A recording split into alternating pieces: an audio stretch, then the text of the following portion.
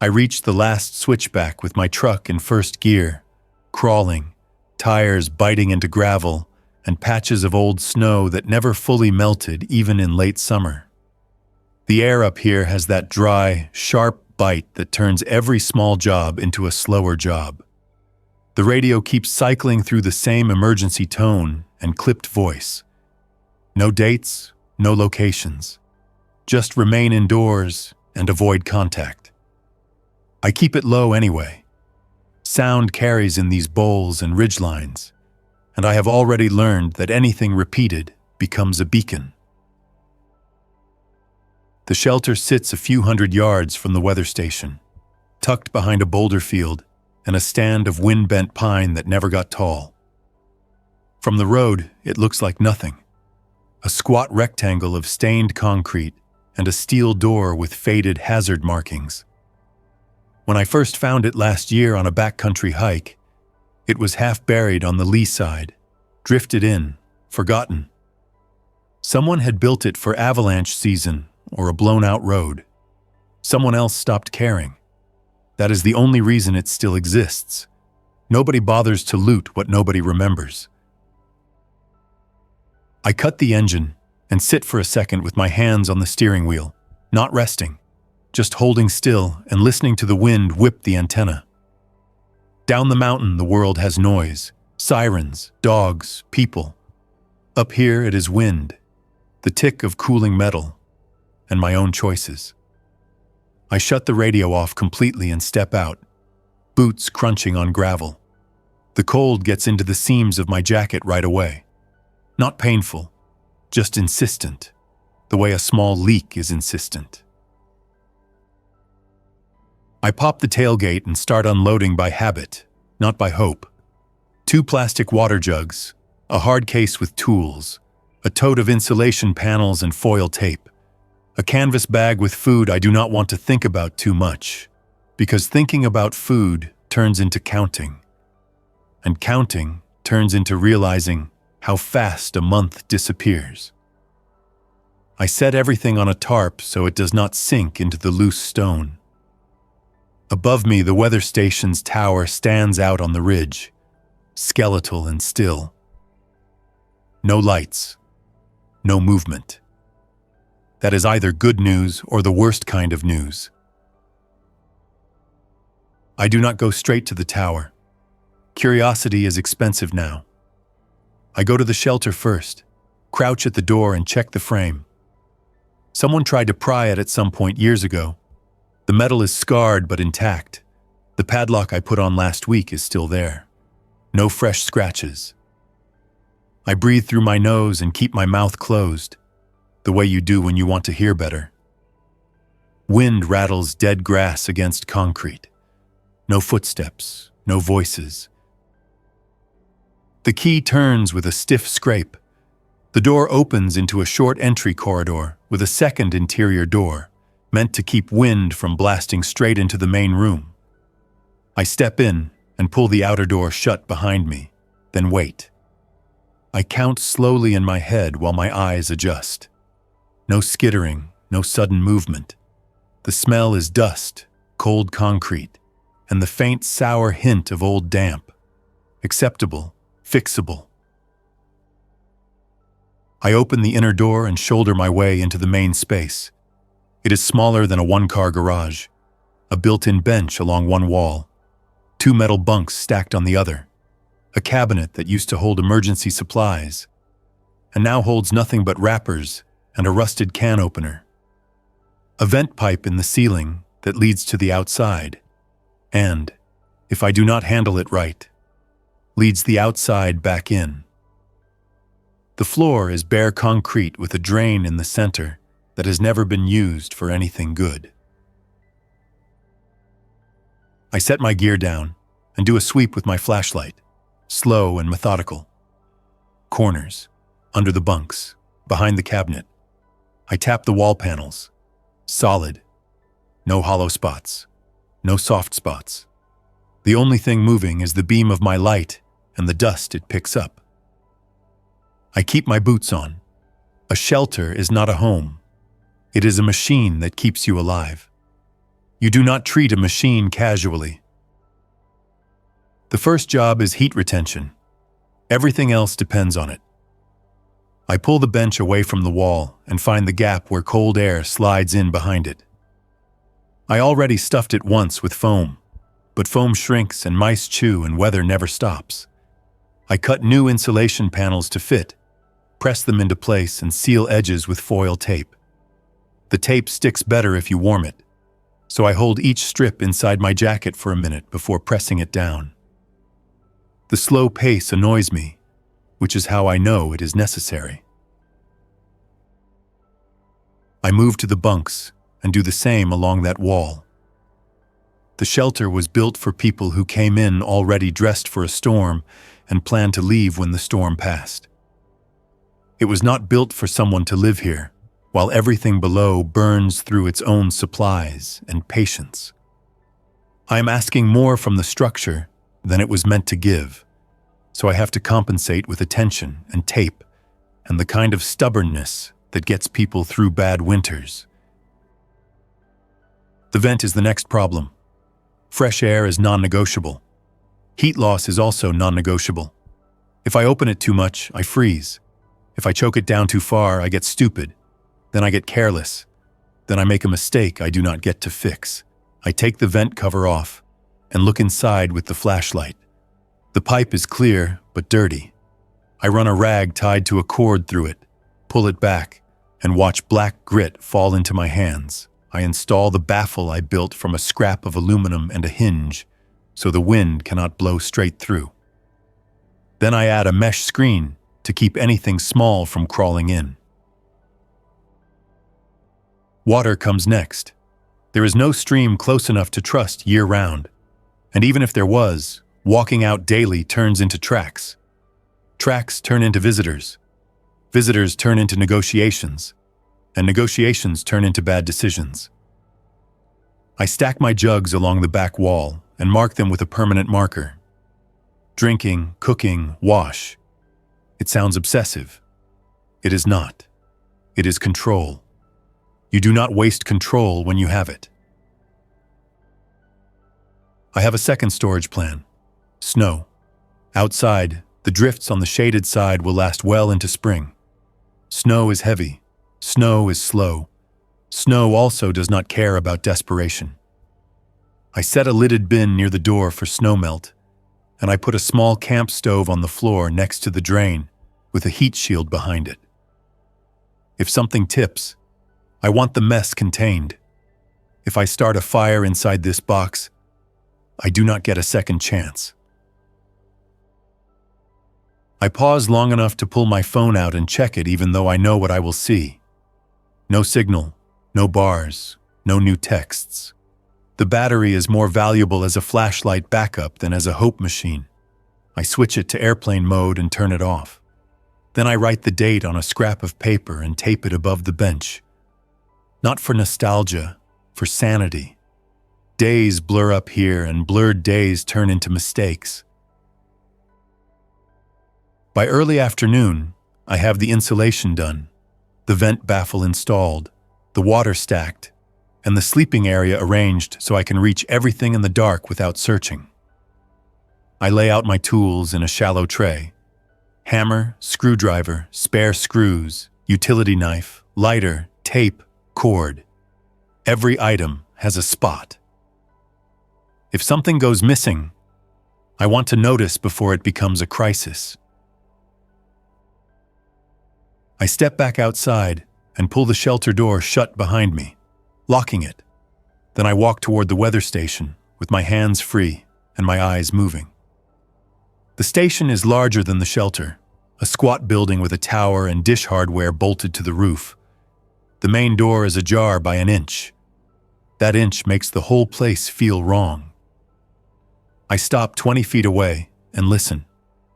Wind, a loose piece of metal tapping somewhere high up. No voices, no footsteps. I circle the building rather than walking straight in. The windows are intact, dusty, no fresh handprints. Around the back, the generator shed is locked. The fuel tank is still chained, and the chain looks old, not freshly cut. Good sign. Good signs are not guarantees, but I take them.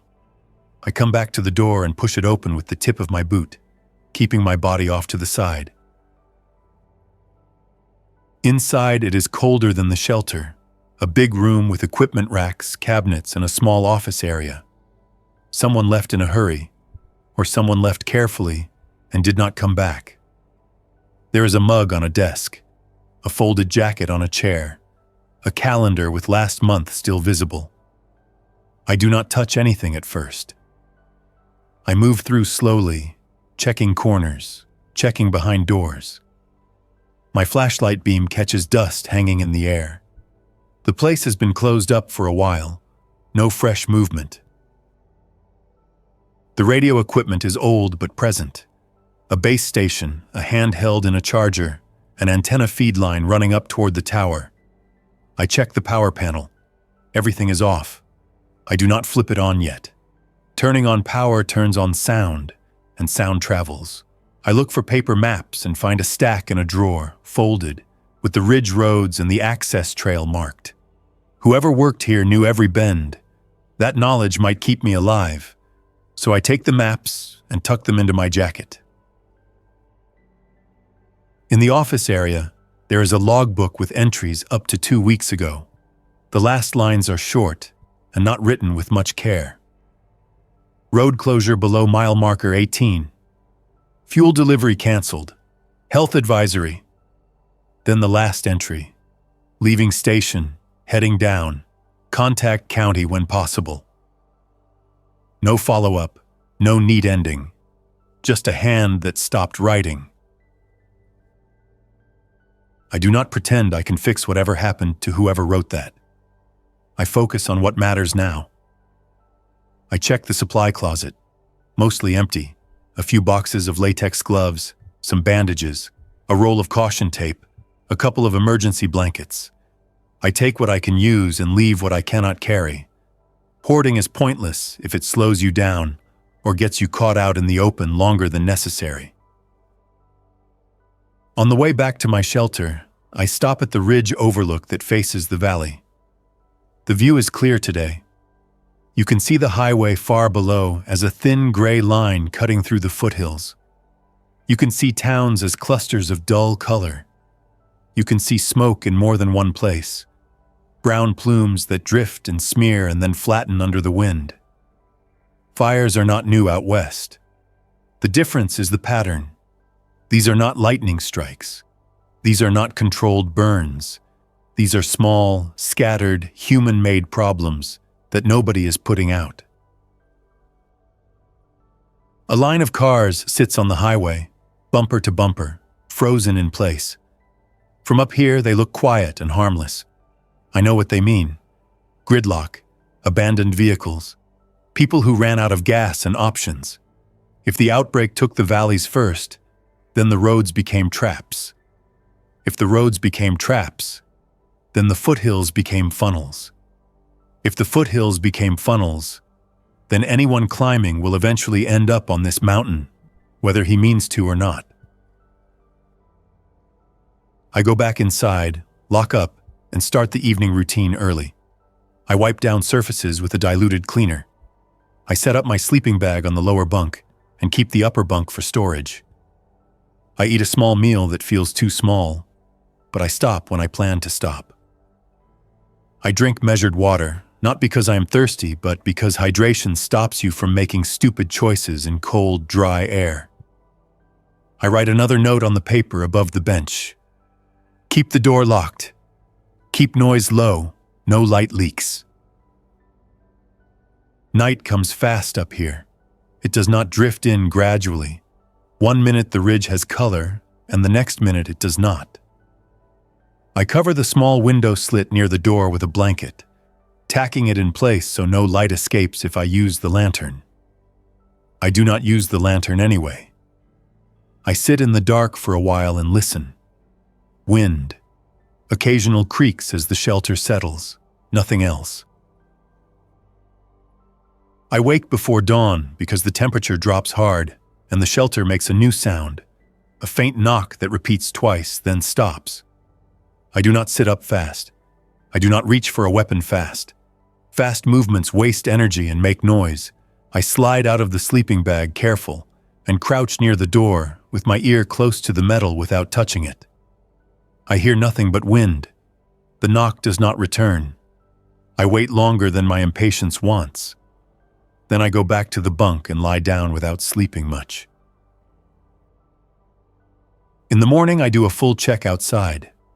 No footprints, no disturbed snow. The knock was probably contraction, metal and temperature doing what metal and temperature do. Still, my body feels different after the sound. More careful, less willing to assume. I walk to the weather station again and check the door. Still ajar. I decide to close it. If the station stays open, it becomes an invitation.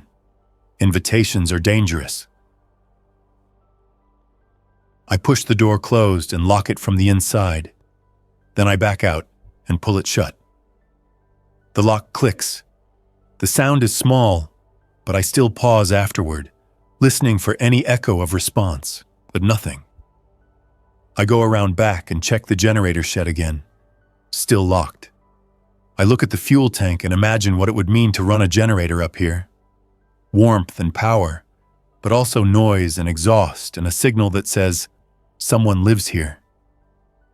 I walk away from the idea. Comfort is expensive. Back in the shelter, I set up a schedule that has nothing to do with motivation. Morning, melt snow and top off jugs. Midday, maintenance, insulation checks, vent checks, inventory.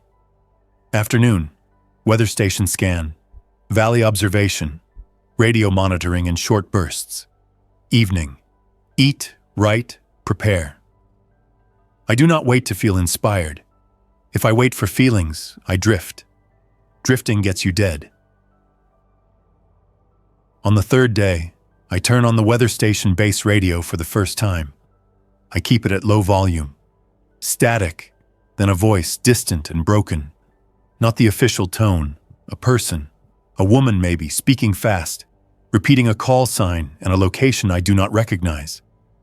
Then another voice steps over hers. A man, angry, accusing. The signal fades and returns.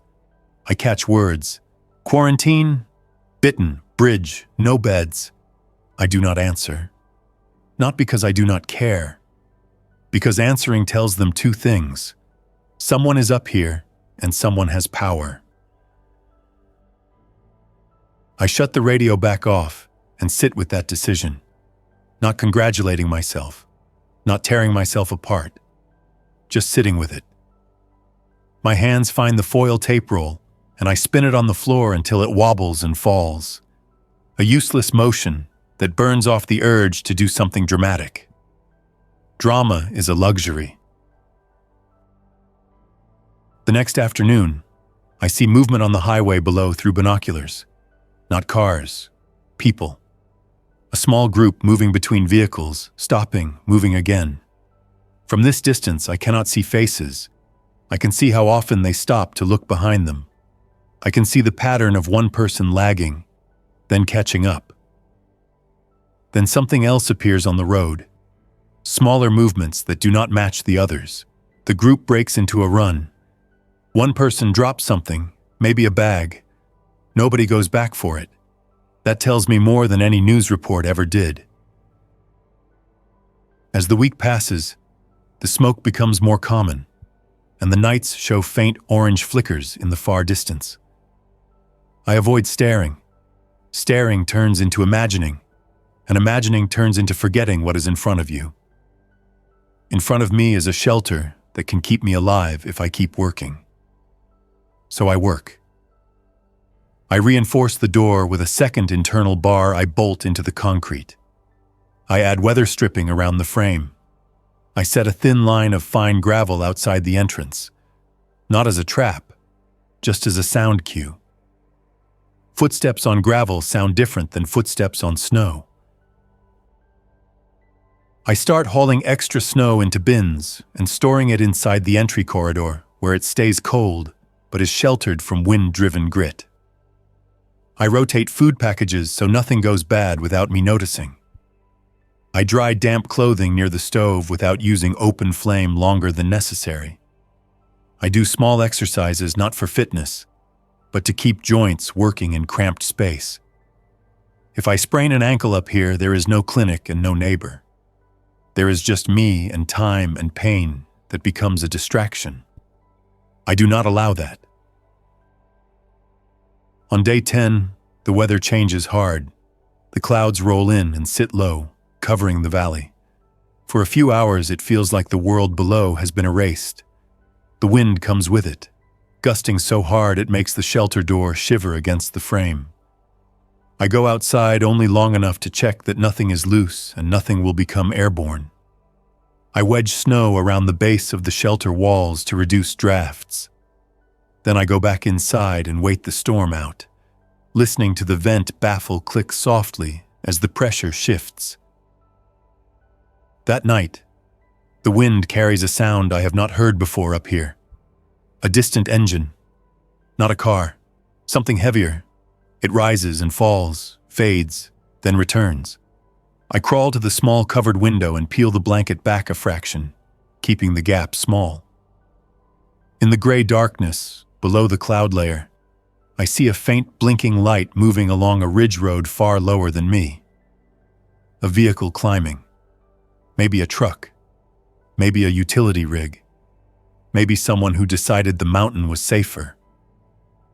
I let the blanket fall back into place and sit on the floor with my back to the wall, hands on my knees, thinking through the reality. If someone can climb, someone will climb. The next morning, I find tracks on the access road a half-mile below the shelter. Fresh, not old weathered prints. Real tread marks and boot prints where someone stepped out. I do not go closer. I look through binoculars from behind a rock outcrop, belly down in the snow so my outline stays low. The vehicle is parked crooked, door open. No one in sight. That could mean the driver walked up. That could mean the driver ran. That could mean something worse. I stay still until my legs go numb. Then I crawl back to the shelter without standing upright. Inside, I lock the door and check my supplies twice, not because anything changed, but because my mind wants an action to hang on to. I move items, I clean, I melt snow, I do not turn the radio on, I do not make noise, I do not light the lantern. I sit in dim gray light filtering through cracks, and I listen for the gravel outside to shift. Late afternoon, it happens. Footsteps on gravel, not wind, not settling. Deliberate crunches that pause, then resume. The outer door handle moves. The padlock rattles. Someone tests it gently, not yanking, which tells me he has done this before. I stay quiet, crouched by the inner door with my tool tray at my feet and a heavy wrench in my hand. Not raised, not ready to swing, just held, because holding something keeps your hands from doing something stupid. A voice comes through the outer door, muffled. A man. He keeps it low. Hello? If someone is in there, I am not looking for trouble. He waits, then softer. I saw the tracks. I just want to talk. The wind shifts and pushes his words away. I do not answer. If I answer, I create a new reality. If I stay silent, the old reality might hold. He tries the lock again, then stops. I hear a scrape, metal on metal, the sound of a tool pulled from a pocket. I tighten my grip on the wrench and angle my body so I am not directly in line with the door. If he forces it and something comes through fast, I do not want to be standing in the opening. The scrape stops. He exhales, audible even through the steel. All right, he says. All right, I am going to step back. Gravel crunches as he moves away. I wait long after the footsteps stop. 5 minutes. 10. The urge to peek is strong enough that I feel it as a pressure behind my eyes. but I do not obey it. I sit and listen until the only sound is wind again. Then I move to the covered window and lift the blanket a fraction. Outside, the slope is empty. No man, no movement. Just my lock on the door and the thin scatter of gravel that now feels too loud. That night, I do not sleep much. I do not let myself spiral into imagined scenarios. I stay practical. I add a second lock on the inside. I move my supplies away from the door so if someone breaches the outer door, he does not immediately see my inventory. I place a string with small metal washers across the entry corridor floor as a simple noise line. If someone gets through, he will trip it. It is not a booby trap. It is an alarm made of scraps. In the morning, the man is back. I hear him before I see him. Careful steps, the crunch of gravel. This time, he does not touch the lock. He speaks from a few feet away, voice low and controlled. My name is Grant. I came up from the valley 2 days ago. I have a sprained knee and not much food. I saw your insulation work at the station. You know what you are doing. I am not trying to take your place. I am trying not to freeze. He pauses. If you do not answer, I will leave. But I will probably die lower down. That is the truth. I do not answer right away. I test his story in my head. He knew about the station insulation because he went inside. That means he is willing to enter buildings. That is normal now. He also said your insulation work, which means he assumes I am alone and working. He did not mention other people. That could be honesty. That could be manipulation. I hate that this is what choices are now. Not good or bad, but risk weights. I finally speak, keeping my voice low and steady. Stand where I can see you, hands empty. The words come out dry, businesslike.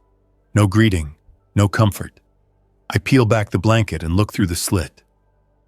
A man stands in the snow, maybe mid-30s, beard grown in uneven. One hand is raised with palm open. The other holds nothing. His jacket is too thin for this altitude. His knee is wrapped in a dirty bandage. He is shivering, but he is trying not to show it. His eyes keep flicking to the door. I'm going to open the outer door, I say. If you move fast, I close it. I can hear how harsh it sounds. Harsh is fine. Harsh keeps boundaries clear. I unlock the outer door and open it a few inches, staying behind it. Cold air slices into the entry corridor. Stop there, I tell him. Do not come in, talk. Grant stays outside. I do not have much, he says. Some food, a small stove. I have a satellite messenger but no signal. Everything down there is gone. The roads are blocked with cars and people. Some are sick. Some are not. Some are not acting right. He swallows and looks past me, up toward the ridge. I saw the smoke from a neighborhood I used to drive through. I do not want to go back.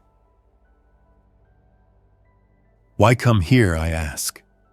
Not because I need his motivations, but because I need to see how he answers. People tell the truth differently under pressure. Why not hide in the foothills? Because people are hunting people, he says. Not all of them. Enough. He shifts his weight and grimaces, involuntary. And because the sick ones follow noise. Down there is always noise. He keeps his hands visible. Up here it is quiet. I look at his boots. They are torn at the seams. I look at his hands. No blood. No obvious injuries beyond the knee. I look at his face. Chapped, wind-burned, exhausted. He is not clean enough to be lying comfortably. That does not prove anything, but it matters. I keep the door half closed between us. You cannot come in, I say. Not today. Grant nods slowly, as if he expected it. I figured, he says. Can I trade for something?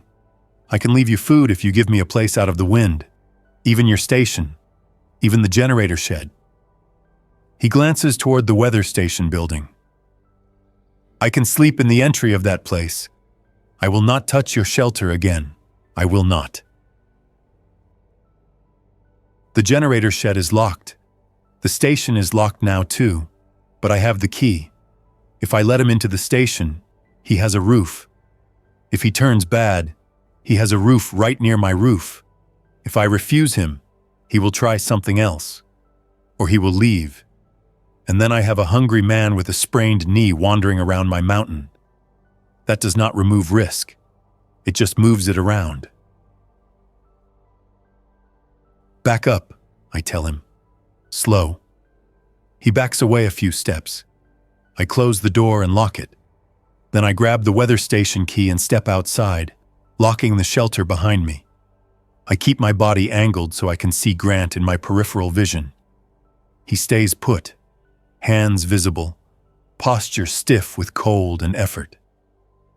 I walk to the station, unlock it, open the door and step inside first, sweeping with my flashlight as if someone could have moved in overnight. Nothing.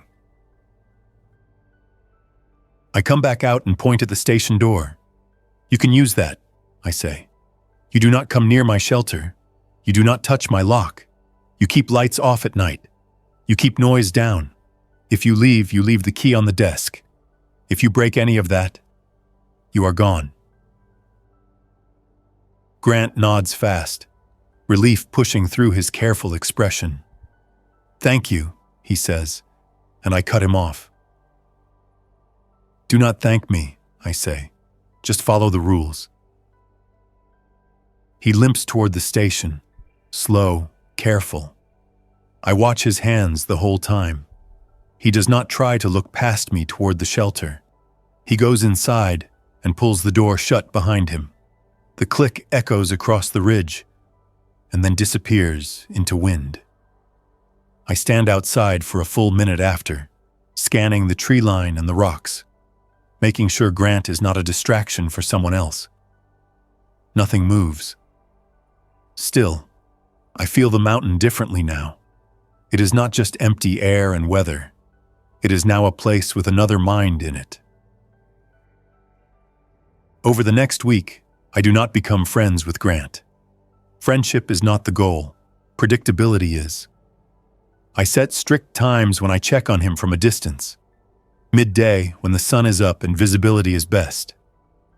I leave a small bundle outside the station door. A bottle of water, a packet of soup mix, a strip of medical tape. He leaves small trades in return. A can of beans, a battery, a pack of instant coffee. We do not talk much. When we do, it is short and specific. On the 8th day of his presence, I hear him call out from the station doorway while I am hauling snow. Radio picked up a call, he says. Someone is climbing. 2 people. They're asking for shelter. They are about 5 miles out. He does not step closer. He just delivers the information and waits. I stop moving and set the snow bin down carefully so it does not spill. I look at him.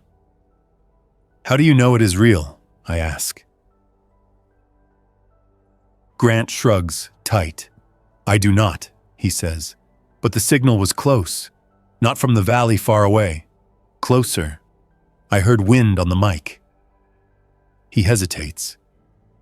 And I heard someone else in the background. Not talking. Just noise. I do not know what it was. I do not ask him to clarify. Clarifying turns into storytelling. Storytelling turns into panic. I focus on action. Stay in the station, I tell him. Lock it. I go inside my shelter and shut the door, lock it, then pull out the maps. 5 miles in this terrain is not trivial. It is hours, and if someone is moving fast, it means someone is chasing or someone is desperate. I climb onto the ridge rock I use for observation and scan the lower access route with binoculars. At first I see nothing but snow and stone. Then a speck moving on the white line of the road. Then a second. 2 figures. Slow, uneven. They stop often. One supports the other. That suggests injury, not pursuit. But that could also be performance. Behind them, farther down, I see a third movement. Not close, but present. Then another. Then another. The shapes are too far to see clearly. Their spacing is wrong for a group hiking together. No cluster, no conversation gestures. Just staggered, drifting movement up the road. The 2 in front do not look back as often as I would expect. That worries me. Either they are exhausted to the point of tunnel vision, or they are not paying attention to what matters. I climb down and go back to my shelter and start preparing without rushing. I pack a small bag with medical supplies, water, and a few food items I can afford to lose if I have to drop it. I put on extra layers and wrap my face. I do not bring a firearm out in the open. The sight of it changes people immediately. I bring a heavy walking stick instead. It reads as a tool, not a threat, but it can still do a job if forced. I meet them a quarter mile below my shelter, where the road bends and rocks provide cover. I step out where they can see me, not suddenly, not hidden. The 2 figures stop. A woman in front, maybe late 20s, hair stuffed into a beanie, face scraped and raw from wind. Behind her, a younger man, maybe a teenager, leaning hard on her shoulder. His lips are pale. His eyes do not track smoothly. He looks past me rather than at me. The woman raises her free hand. "We are not sick," she says immediately, voice rough. "He hurt his ankle and he is cold. We just need somewhere out of the wind." Her words are clean, practiced. She has said this before to someone else. I keep my distance. "Stop there," I tell her. "Do not come closer." I point down the slope behind them. "How many are behind you?" She glances back, quick, then looks forward again. "I do not know," she says. "We heard people earlier. We saw them on the road. We kept moving." She shifts the boy's weight. "Please. He is not going to make it if we stop." I study the boy's ankle, swollen, wrapped in a strip of cloth that is already soaked and frozen. I study his hands, fingers stiff, clumsy. I study his face. He is not bleeding, no obvious bite marks, but I cannot see under layers. I cannot see what I cannot see. "What is your name?" I ask her. "Marin," she says. "His name is Eli." She swallows. "We came from the valley. Our apartment building got hit. People started changing fast." She does not add details. She does not need to. I look past them again. The staggered shapes behind are closer now, still far but moving steadily. I make a decision that does not feel good, but feels necessary. "There is a building up there," I say. "Not my shelter, a station. You can use it. I will walk you to it. If you run toward my shelter, I lock you out, and you deal with what is behind you." Marin nods fast. "Okay," she says. "Okay, just help me get him there." She does not argue. That matters too. People who argue under this pressure usually have a plan besides survival. I approach carefully, stopping a few feet away. I do not touch them. I point to the boy's other side. "Put his arm over your neck more," I tell her. "Keep his weight on you. Do not let him hop. Hopping will break him." I keep my eyes scanning downhill even while I talk. The shapes are closer, and now I can see their gait. Unsteady, arms hanging, heads tilted. No purposeful spacing. We move uphill, slow but constant. Marin does most of the work, jaw clenched, not complaining, just moving. I stay slightly behind and to the side so I can watch downhill. The figures behind do not speed up. but they do not stop. Their pace is relentless in a way that feels wrong. Not animal, not human, just mechanical, driven by something that does not care about comfort or rest. When the weather station comes into view, Grant is at the doorway, already watching. His face tightens when he sees the boy's condition and the movement behind. He does not step forward. He does not make it worse. He holds the door open wide. "Inside," I say to Marin. "All the way in. Close it." Grant backs up as they enter, giving space. The boy's boots drag across the threshold.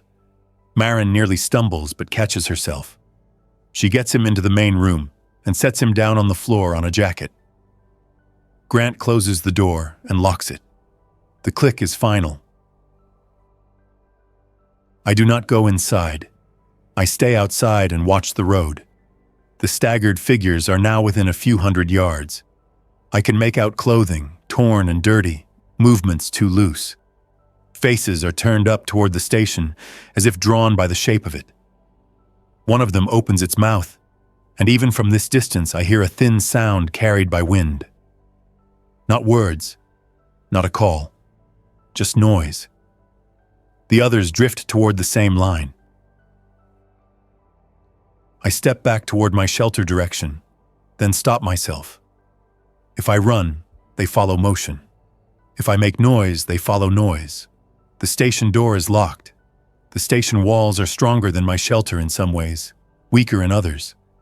But the station has less insulation and more windows. A siege in that building ends badly for whoever is inside. So I do what I can with the tools I have: distance and terrain. I pick up a fist-sized rock and throw it far off to the side, down a slope into a patch of loose scree. It lands with a loud clatter and sends smaller stones rattling. The sound rolls across the bowl. Two of the figures turn their heads and drift toward it. I throw another rock, farther, aiming for a metal signpost near the access road. The clang rings out sharp. 3 more pivot toward it. The line breaks. Not all of them, but enough. I keep throwing rocks, moving sideways, keeping my body low, using the mountain itself as a shield. I aim for noise, not for impact. I do not want them to associate sound with me directly. I want them to associate sound with randomness. It works partially. A few wander off toward the scree field, stumbling, slipping, still moving. 2 keep coming toward the station anyway, drawn by the bigger shape and maybe the faint smell of people inside. I jog backward up toward the station, not fast, just steady, and grab the caution tape from my pocket. I had stuffed it there without thinking earlier, and now it becomes a tool. I tie it to a low rock near the station and stretch it across a narrow choke point between boulders, waist height. Not a trap to injure, a barrier to slow, to tangle, to create time. I add a second strip lower. It flaps in the wind, bright and obvious. Obvious is fine. The figures do not interpret obvious the way people do. The first figure reaches the tape and walks into it without slowing. The tape wraps around its arms.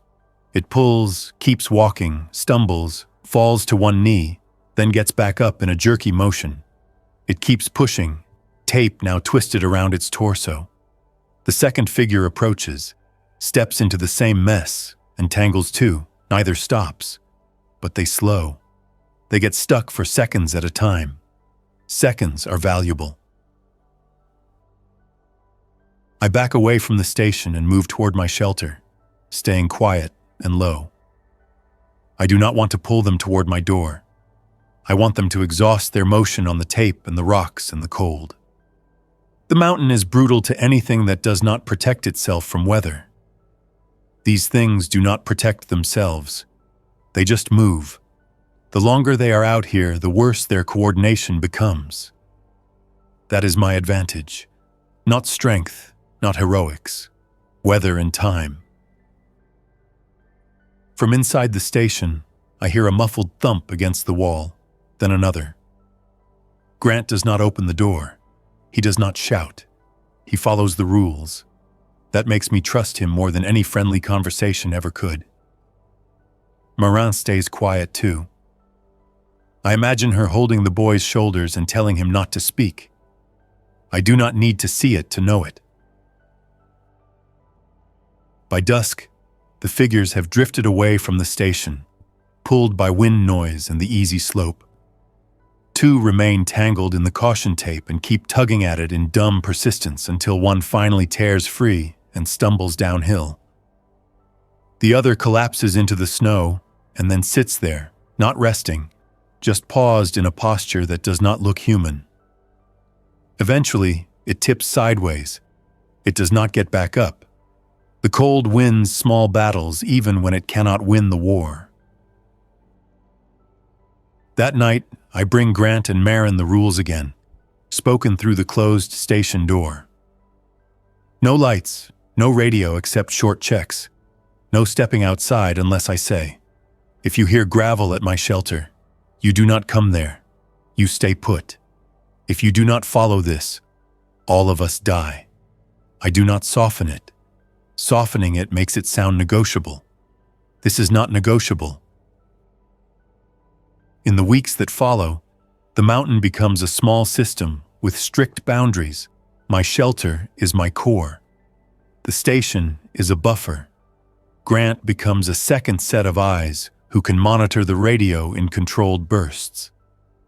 Marin becomes a second set of hands for tasks that do not require entering my shelter.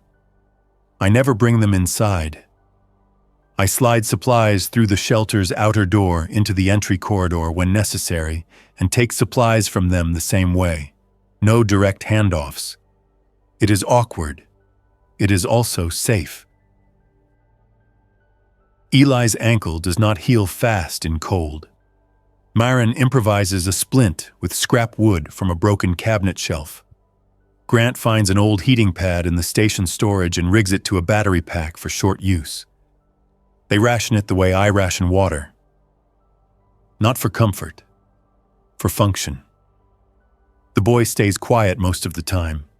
When he speaks, his voice is thin, and he says he misses home.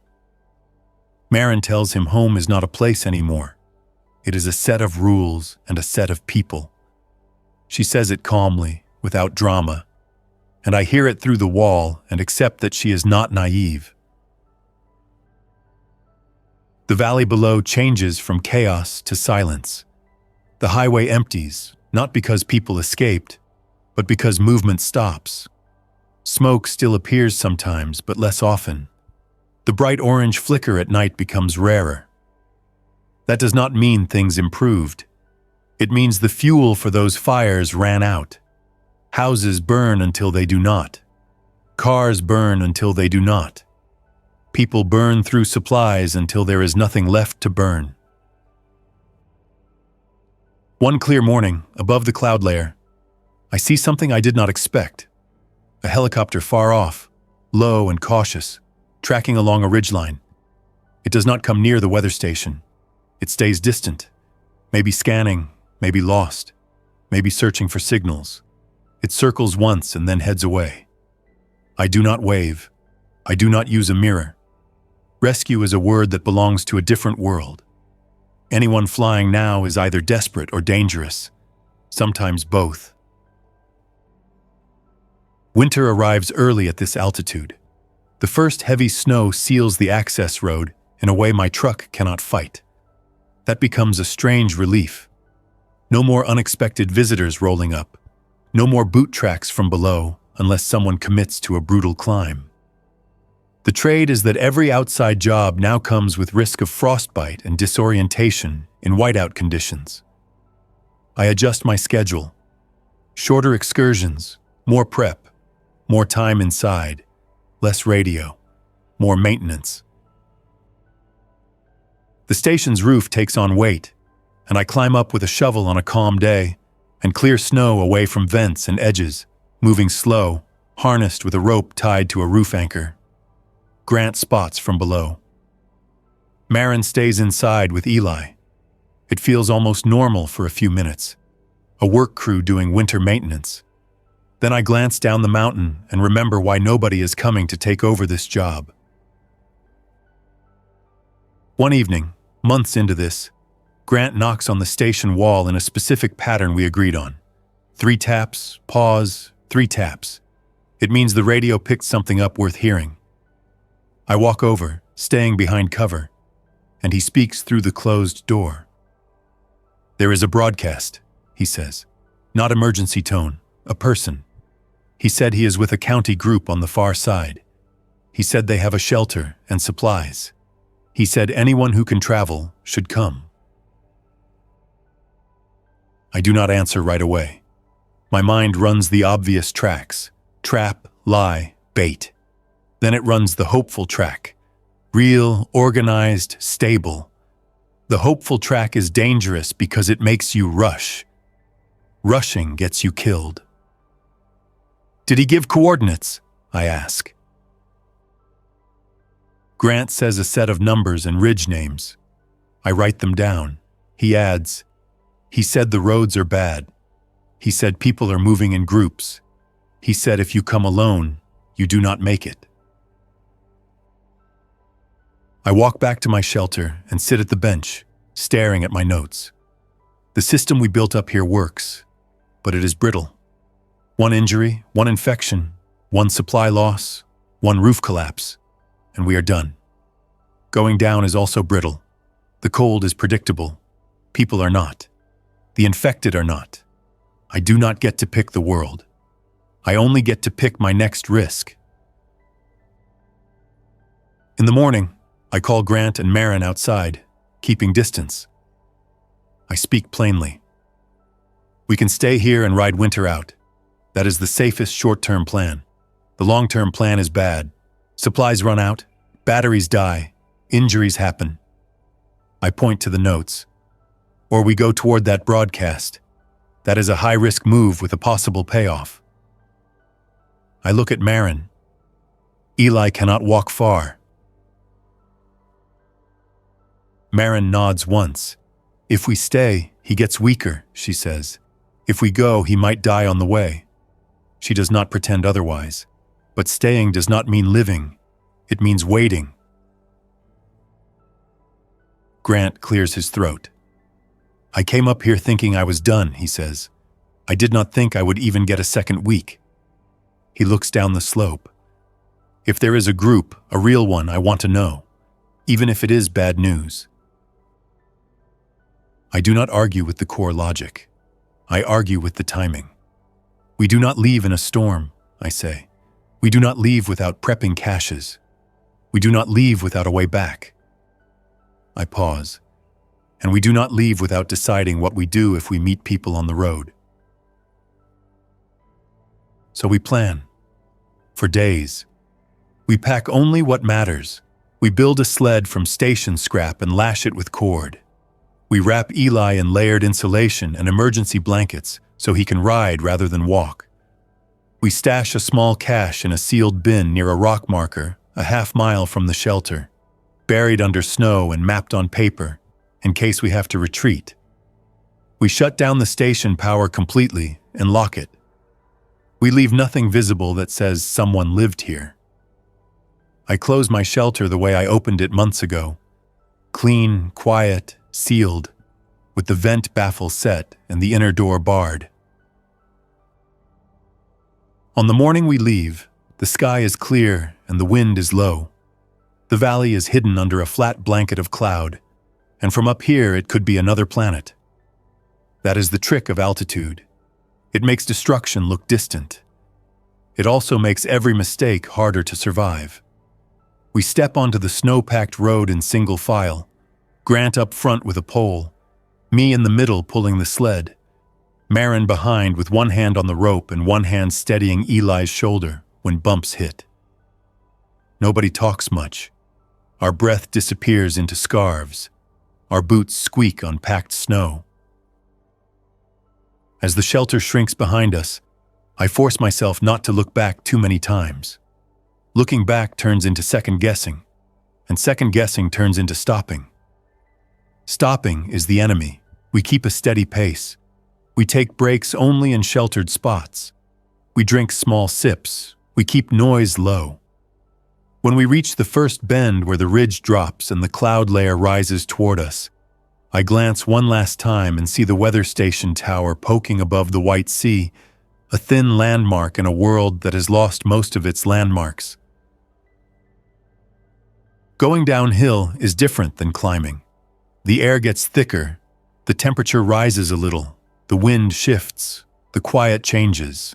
Sound does not vanish as quickly. Somewhere below, a faint echo carries up that could be a shout or could be metal banging in the wind. We stop, listen, then move again. Every hour lower feels closer to the problem we escaped. Every hour lower also feels closer to any chance of a working community.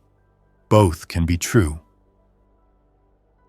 By late afternoon, we reach the edge of the cloud layer and step into gray. Visibility drops, the light turns flat. Our world becomes the road, the trees at its edge, the slope beyond, and the sled line between us. I keep my eyes on the snow for tracks.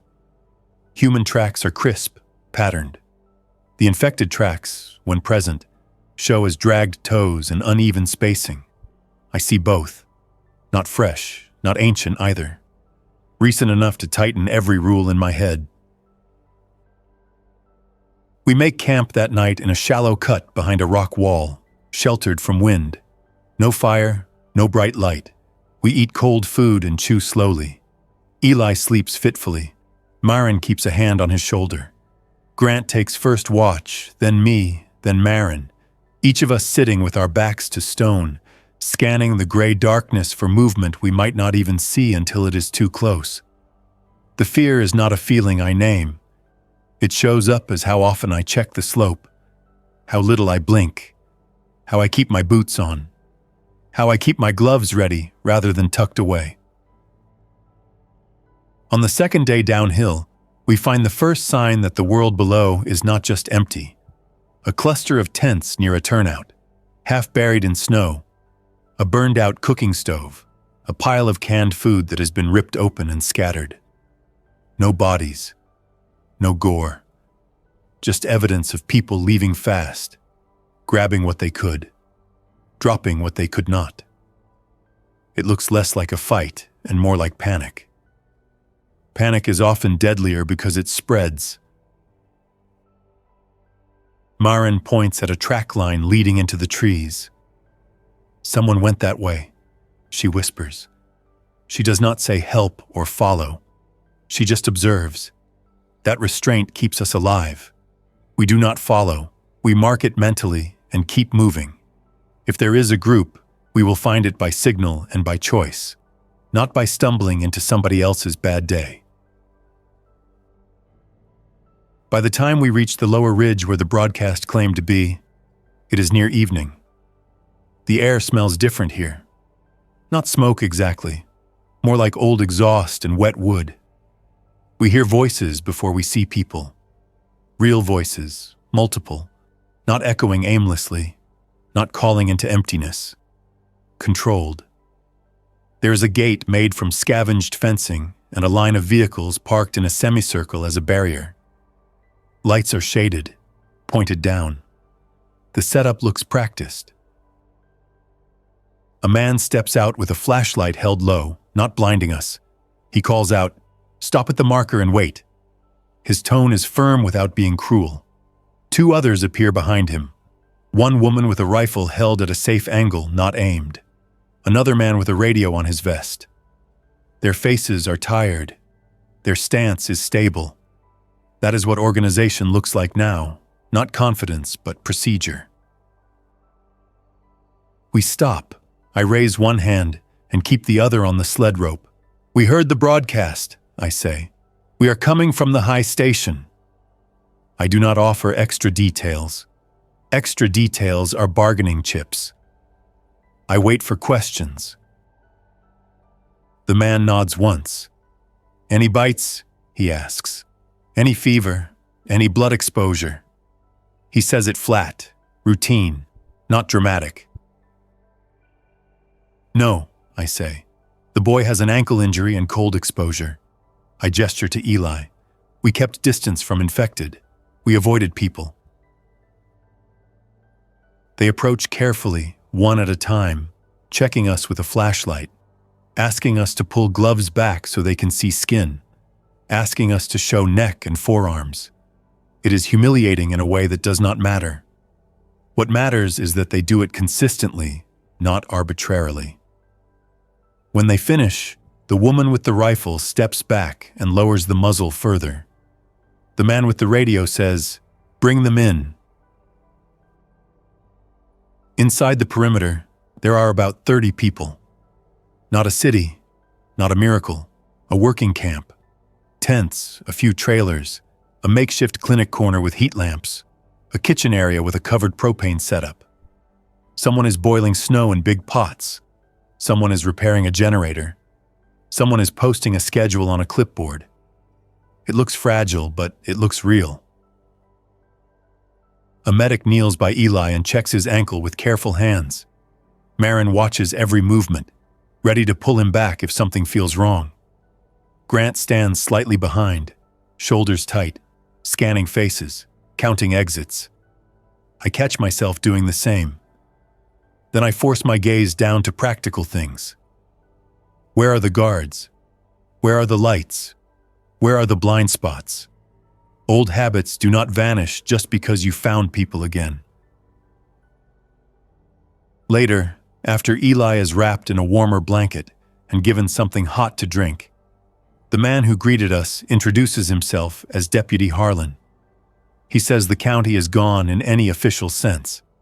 He says the group formed from road crews, a few deputies, and locals who did not run. He says they broadcast twice a day for anyone still moving. He does not promise safety. He promises rules. That is the only honest currency left. That night, I sit on a folding chair near the edge of camp with a cup of lukewarm coffee I did not think I would taste again. The camp lights are dim and controlled. The wind is softer down here but carries more distant noise. The world's leftovers.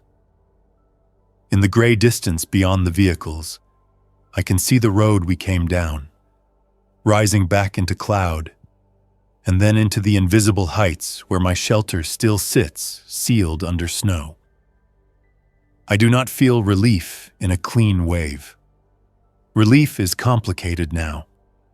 Relief is mixed with the knowledge that every shelter, every rule, every human system is temporary. Grant sits a few feet away, not talking, just watching the perimeter. Marin is inside a tent with Eli, and I can hear her voice murmur, steady, not panicked. The camp's guards move in slow loops with headlamps pointed down. A generator hums behind a sound baffle.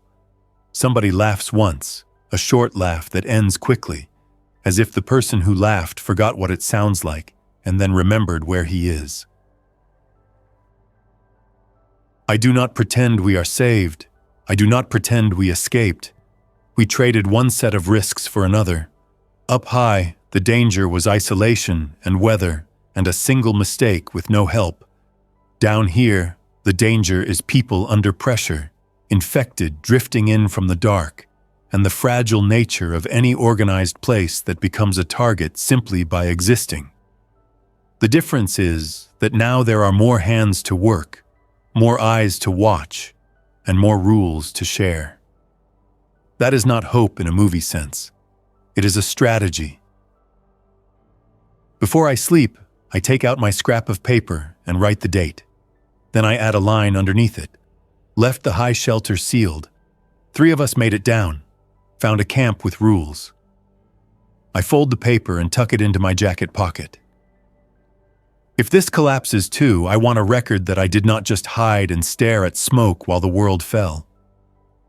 I reinforced a shelter up high because it was the only move that made sense at the time. I came down because staying forever would have turned sense into a slow death. Both decisions were real. Both decisions cost something. I lie down in a borrowed sleeping bag in a crowded tent and keep my boots close enough to reach. The tent fabric snaps softly in the wind. Somewhere beyond it, someone coughs, then stops. Someone else whispers a warning for quiet. The camp settles into its night rhythm. My eyes stay open longer than I want, tracking shadows through the fabric, listening for the gravel crunch that used to mean a stranger at my door. Eventually, the sounds blend into routine, and routine is the first thing that feels almost normal again. In the morning, the work starts immediately. Harlan puts Grant on radio duty because Grant already knows how to listen without broadcasting too much of himself. Marin helps in the kitchen, staying close to Eli. I get assigned to snowmelt and perimeter maintenance, which is a polite way of saying I get to learn how this place holds together. I do not argue. Arguing is for comfortable people. I take the shovel and walk the fence line with a guard who tells me, short and blunt, where the weak points are and where people have tested them. As I work, I keep thinking about the shelter above the cloud layer. It is still up there, sealed and quiet, a fallback plan buried under snow. I do not romanticize it. It was never a victory. It was a pause button. Down here, there is no pause button. Down here, the world presses in from every side. But down here, there are also voices that answer back. At midday, the radio crackles, and Grant's voice carries across camp as he reads the broadcast script Harlan wrote. Location, rules, warning about infected movement, warning about people posing as injured, instruction to approach with hands visible. Grant's voice is steady, not heroic, not pleading, just clear. For the first time in months, the sound of a human message does not feel like a lure. It feels like a tool. I finish my fence work and pause at the camp's edge, looking up toward the ridgeline where the clouds begin. The mountain is hidden today. The high station is invisible. That is fine. I do not need to see it to know what it gave me. Time to think, time to prepare, time to survive long enough to reach this place. I turn back toward the camp and pick up another bucket of snow to melt. The day does not wait for reflection. The day only rewards the next useful action. That is how the world collapses below you while you keep moving above it. Not with speeches, not with big moments. With tape on seams, lids on water, locks on doors, and rules that stay rules even when someone is cold and begging. It is brutal and ordinary at the same time. And if there is any path forward now, it is built out of those ordinary choices, repeated, until the day ends and you are still here.